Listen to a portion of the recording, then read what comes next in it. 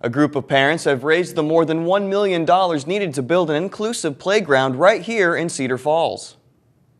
But what makes an inclusive park different from a regular one? We asked the president of the group who raised the needed funds on how the two differ. Well, what we're developing is called the Place to Play Park. It is a fully inclusive playground, so it's a place where children of all abilities can play together. So whether you are able to walk just fine or whether you're in a wheelchair, have a walker, the surface is set up such that anybody can participate and play in the playground. We asked what led to the inspiration of bringing an inclusive park to Cedar Falls. The idea came about 3.5 years ago when another parent, Sarah Corkery, and I saw a playground on television, on the Today Show actually, where they were featuring a place called Harper's Playground in Portland, Oregon. And so that's kind of where the idea sprang from, and we felt like the Cedar Valley needed something like that.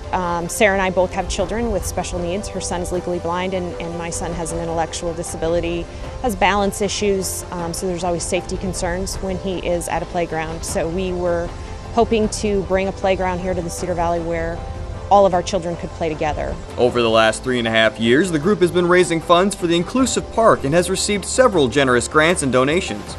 Some of the donors include the Blackhawk County Gaming Commission with a $250,000 grant, the Guernsey Foundation with $40,000, local businesses, and even a few private donations of $100,000 or more.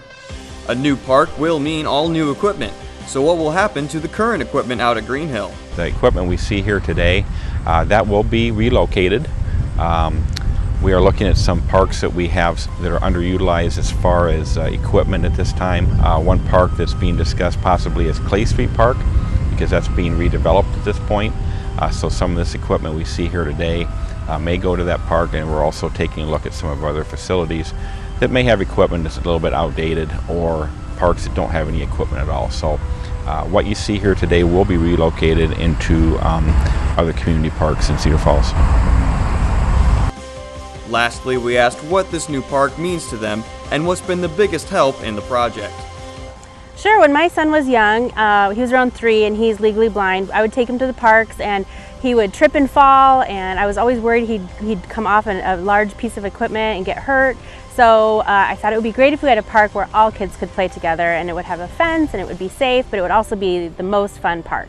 I think the biggest thing is that we appreciate what the community has done for us. They've really supported us, and we're looking for continued support throughout this process for any unexpected costs that may come up. We've hit our goal, but we are still collecting pop cans at the Metro Area Redemption Center here in Cedar Falls. We are still looking for some of those monetary donations just to help with any unexpected costs that may come up. But right now we're just excited that we did it, and we're ready to build.